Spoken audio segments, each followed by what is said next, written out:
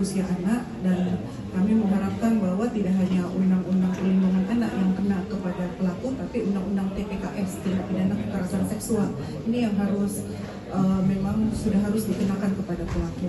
Untuk korban sendiri, dari pemerintah kota akan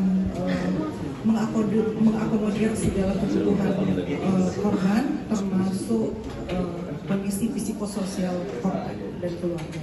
Seperti itu yang kami lakukan. Kalau kondisinya sekarang Ibu bagaimana? Kondisi masih dalam perawatan rumah sakit.